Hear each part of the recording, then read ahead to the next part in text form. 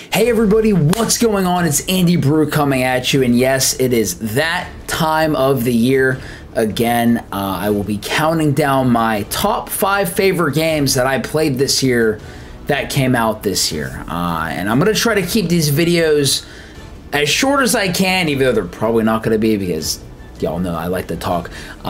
Because I actually want to do something different this year. I want to do a video talking about my favorite games that came out this year that I played this year, but I also would like to do a stream of each game in my top 5 this year to, you know, further show why I like the game, or just to you know, play the game for you guys. You know, I feel like talking about it is one thing, but actually playing it and talking about it at the end of the year might be a fun thing to do on stream. So that is something that's going to be happening with this little series that we're going to be doing. But yeah, today is number 5. It's number 5 in my top 5 of my favorite games that I played this year. And the rule is, you know, it's not going to be backlog games. It's games that came out this year. So like Persona 5 Royal will not be on this list, even though honestly that is probably like my favorite game that I've played this year. So that won't be on this list. But with number 5, we got Stranger of Paradise. Stranger of Paradise Final Fantasy Origin is my number 5 game this year. And the game was just fun.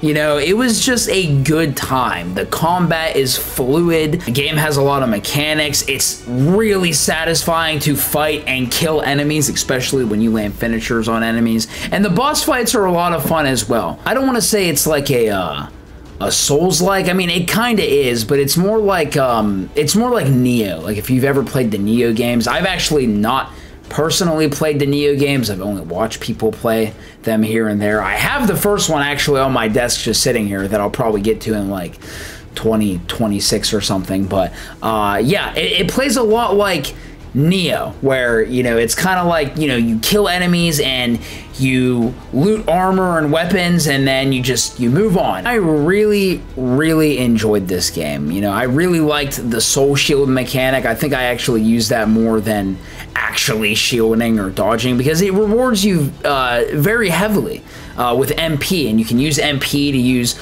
other moves and spells and whatever it is.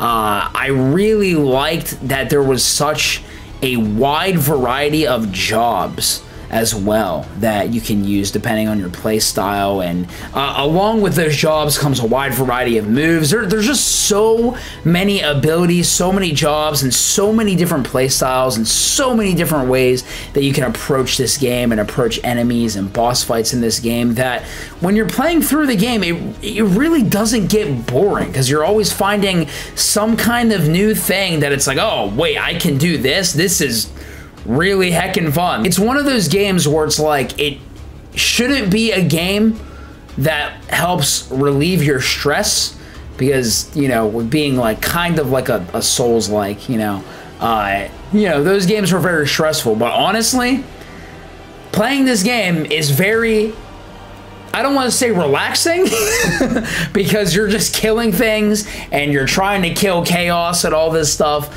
but it's very therapeutic is the word. I don't think I have felt so satisfied killing random enemies than I have playing this game this year. I mean, outside of maybe like playing God of War, but I mean, you know, that's for another video. But yeah, the game is fun, and I didn't mind the story either. I mean, it's kind of like a straightforward story. There's not a lot of like craziness to it, you know, and to be honest, like, I think really the only interesting character is Jack. I don't really think like that his companions are really all that interesting. They can be kind of forgettable, to be completely honest. But I will say, like, even though on the surface Jack seems like a meme character, which in some ways like he is, and I feel like the game kind of embraces like the meme-ness of it. Like I feel like the story is so much like a PS2 era game, but it kind of works because it's funny and it's fun, and it's not a bad thing. Like I feel like they were actually trying to do that with this game and trying to embrace like the cheese and the memes with this game. I enjoyed it, and Jack is not just this like meme-like character. Like once you like actually, especially when you get to the end of the game, Jack actually has a lot of depth to him that I feel like a lot of people don't realize, you know, and I think that's really cool. He was definitely the highlight in terms of characters in this game, and I won't spoil anything for anyone who hasn't played it and wants to play it, but there was one part of this game where they did something that no other Final Fantasy game has ever done before, and it's a cool little twist in the game, and I won't spoil it, but if you know what I'm talking about, you know, like it happens like towards the end. And I thought that was really cool, you know, like it was just like, wow, like I've never seen this happen ever in a Final Fantasy. I really like that a lot of the maps are just references to other Final Fantasy games. Like, you know, you can go to a Mako Reactor map, you can go from Final Fantasy VII, you can go to an Insomnia map from Final Fantasy 15. I think that's just a nice little nod to just like, you know, other Final Fantasy games. And there's maps for pretty much every Final Fantasy game. I don't know about every one, but pretty much I feel like there was at least one map for every single one.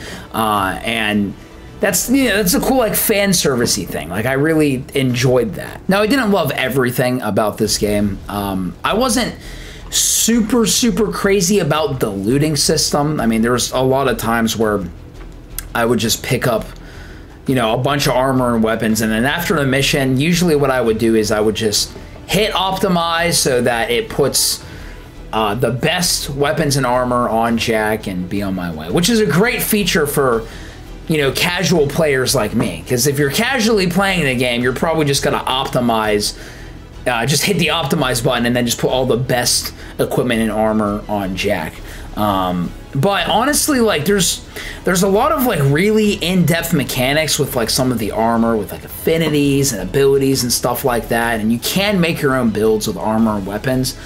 But to be honest, because you're always picking up new weapons and new armor that's higher level than the previous armor weapons that you got, I feel like that using the menu and building like armor sets and weapon sets and actually like picking, you know, actually thinking about your builds is pretty useless unless you are like in post game and you already have like, you know, you're already like as high as you can be and you're trying to just, you know, get either a weapon with a certain kind of affinity, or you're trying to level up like that piece of armor because you've already have leveled up so much that you really can't get any more higher pieces of armor. You know what I mean? For a casual player like myself, you know, all of like the in-depth stuff with like the armor and the weapons in the menu